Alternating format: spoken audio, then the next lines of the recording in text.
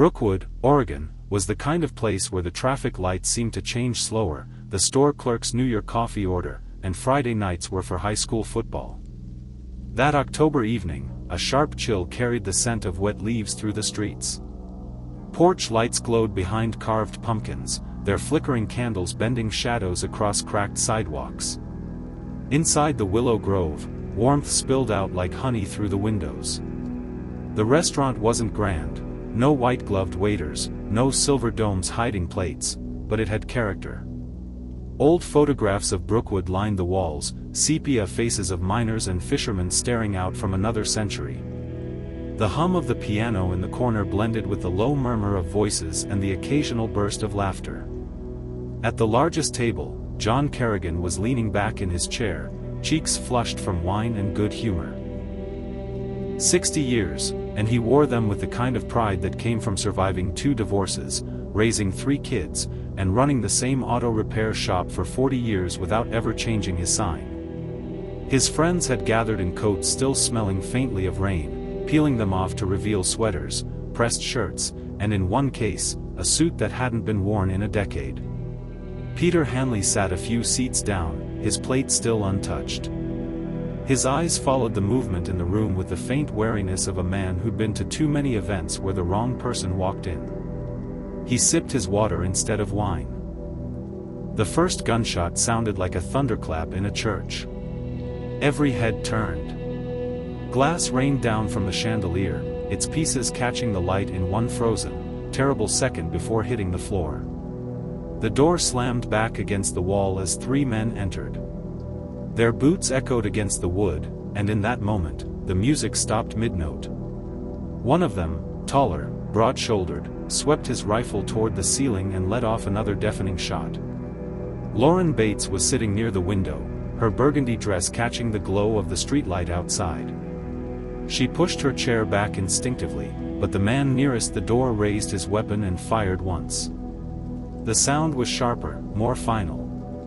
She staggered backward into her seat, her mouth open in shock, and then she was still. Across the room, Martin O'Donnell, white hair, hands that smelled of yeast and flour, had stood to help the woman by the entrance, whose purse had fallen to the floor in the chaos. A second shot caught him in the chest. He dropped to his knees, confusion in his eyes, and toppled forward. Screams filled the air. Wine glasses fell, rolling across the floor, dark liquid pooling beside splintered wood. Peter Hanley's chair scraped back, but he didn't run. His gaze locked on Lauren, and there was something in his face, recognition, yes, but also regret. The sirens arrived minutes later, but the room already smelled of cordite and spilled wine. Officer Marla Hicks led the first responders inside, stepping over a shattered plate. She crouched beside Lauren, checked for a pulse, and shook her head once. Detective Larry Stevens moved through the scene slowly, noting the positions of bodies, the scattered shells. He paused at Lauren's purse, lying half-open beneath her chair. Inside was her phone, the last call time-stamped 8:12 p.m., from an unknown number. No voicemail. In the draft folder, an unfinished note read, "If he shows up, leave." It ended abruptly, as though she'd been interrupted. Witnesses spoke of her in fragments, quiet, polite, didn't drink much, and yet 3 separate people remembered she used to work at Northwest Freight Lines. Hanley's name came up in the same breath. By the time the bodies were removed and the chairs set upright, the warmth had drained from the Willow Grove. All that remained was the low hum of the refrigeration unit, and the sound of rain starting against the windows. Peter Hanley waited on a plastic chair outside interview room B, his hands folded too neatly in his lap. The hallway smelled of coffee that had been sitting too long on a burner and of wet wool. His suit jacket, a shade too dark for the fluorescent lighting, made his skin look pale. Through the one-way glass he could see only his own reflection and, behind it, a suggestion of movement. Detective Larry Stevens stepped in with a legal pad and a styrofoam cup of water. He didn't sit. "Peter, we're going to keep this straightforward," he said. "I need to know when you last spoke to Lauren Bates." Hanley's eyes went to the corner of the room, to a tiny scuff on the baseboard. "Years," he said. "Portland. Before I moved here. Northwest Freight Lines?" A nod. Stevens placed a photocopy of an old police report on the table. 2 names were circled in yellow P. Hanley and L. Bates. "You were witnesses in a smuggling case," Stevens said softly. "Auto parts. Paperwork that didn't match inventory. It was closed, quietly. I told them what I knew. And after it closed?" Hanley's jaw moved, like he was chewing a thought he didn't want to swallow. "I changed cities. I kept my head down. Who knew you'd both be at the Willow Grove tonight?" Stevens asked. Silence stretched. A fluorescent light flickered once, buzzed, held. "I don't know," Hanley said finally, but the words came out fragile, like a plate set down too strongly on a thin table. In the crime lab 2 floors down, a technician with a clipped ponytail and steady hand sorted shell casings into labeled trays. On a monitor, ballistics software overlaid digital spirals, grooves aligning like fingerprints. "Match on the brass," she told Stevens over the phone. "Registered to a Thomas Green, Portland. Private security. Deceased. Car crash, 95. Where's the weapon been for 2 years?" "Not in the right place," she said. "Company safe shows signs of a clean entry last month. No alarms." Stevens stood in the evidence bay, listening to the distant thud of the HVAC.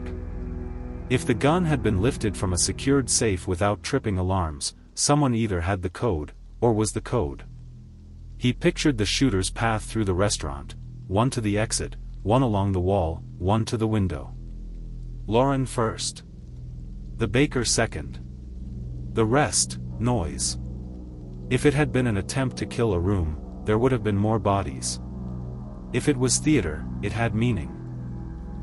Someone had reached back into a dead man's lockbox for a weapon with a clean past and a dirty present.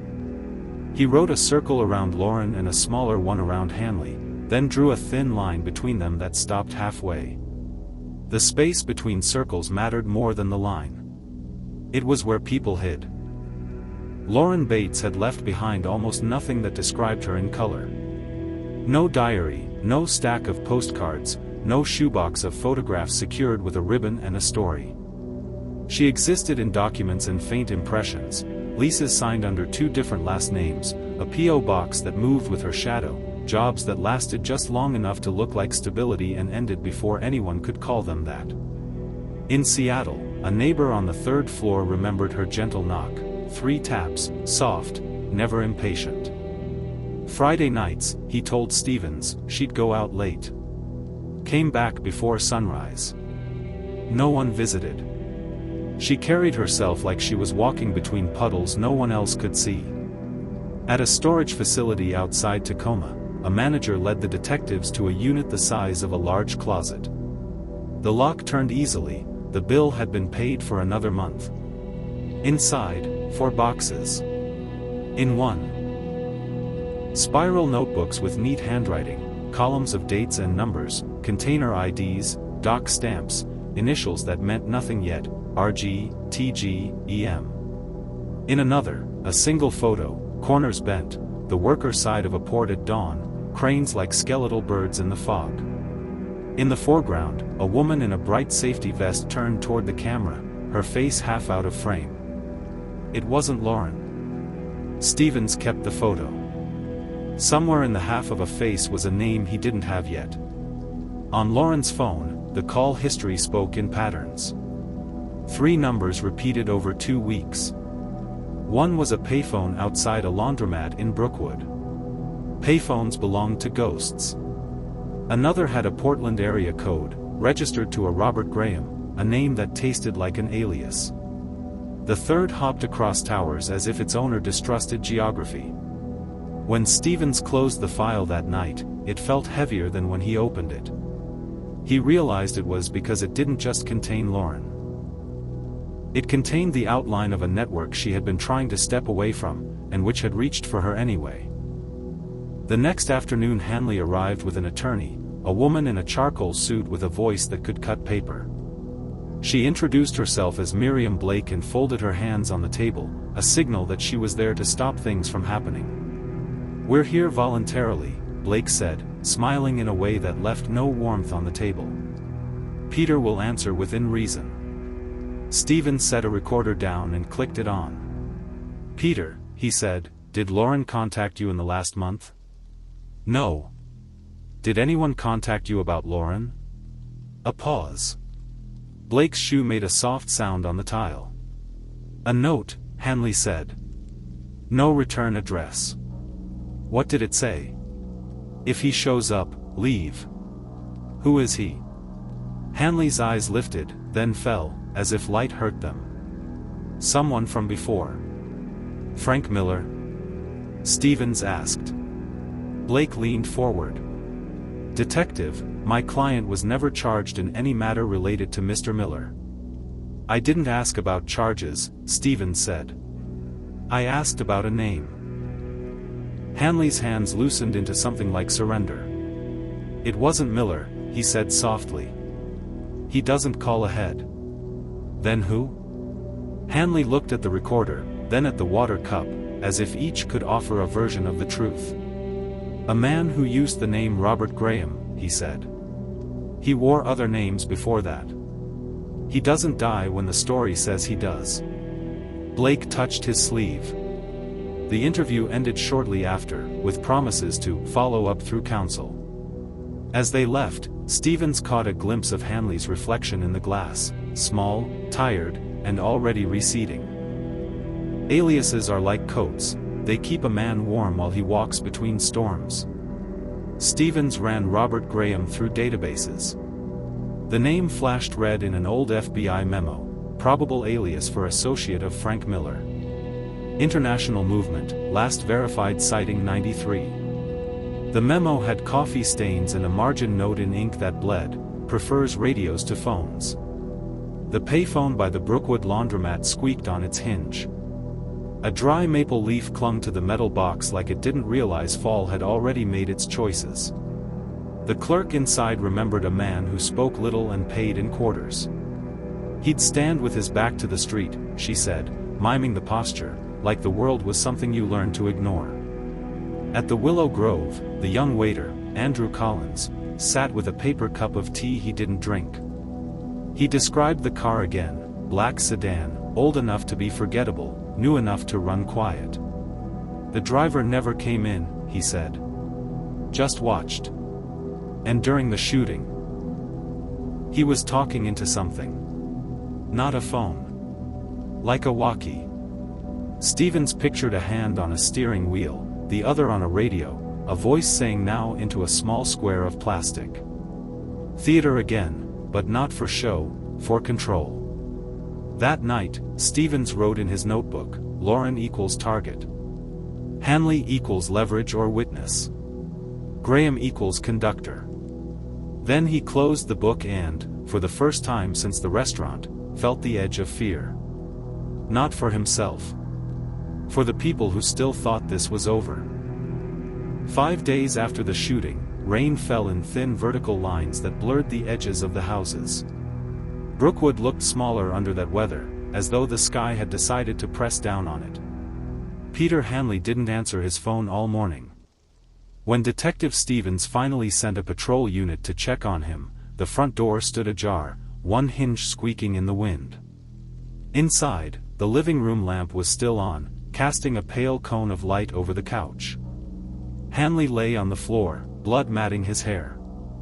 A kitchen chair had been knocked over, but nothing else was disturbed. The TV remote still sat on the armrest, the mail still neatly stacked on the counter. On the table was a plain envelope, no markings. Inside, a recent photograph of Lauren Bates, taken from across the street.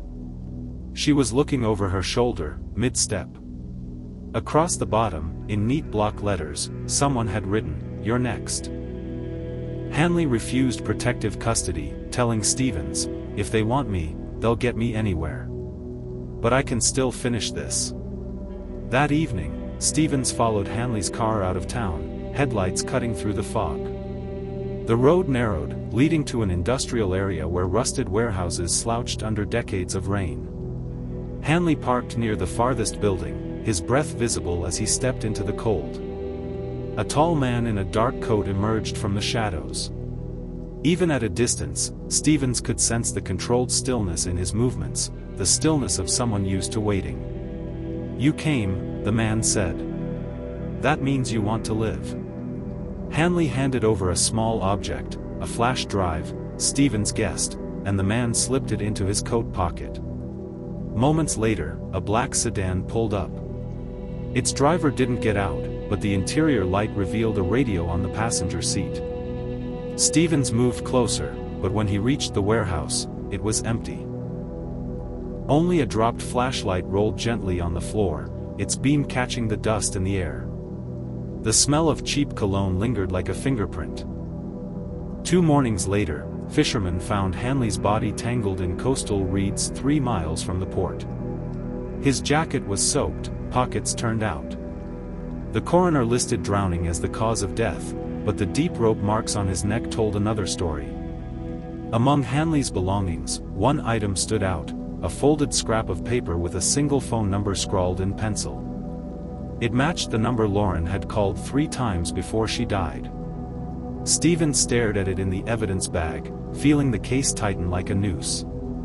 Whoever Robert Graham was, he was still pulling the strings. The official report called the Willow Grove attack a targeted act by unknown armed assailants. It didn't mention Graham, or Miller, or the way Lauren's life had been erased in increments long before the shooting. Hanley's death was labeled unrelated. But Stevens knew the truth, or enough of it to understand that the real story lived in the spaces between the facts. He returned once to the Willow Grove. The new chandelier glittered above freshly polished tables, and the only sound was the low clink of cutlery from a couple by the window. From the doorway, Stevens imagined the night as it had been, the warm light, the laughter, and then the sound of glass breaking like ice on a winter lake. He thought of Lauren's unfinished note and Hanley's tired face in the interrogation room. Outside, the street was quiet. Brookwood had folded the tragedy into its history, as small towns do, telling it only in whispers. Somewhere far away, a man with many names might have been listening to a radio, waiting for the next storm to arrive.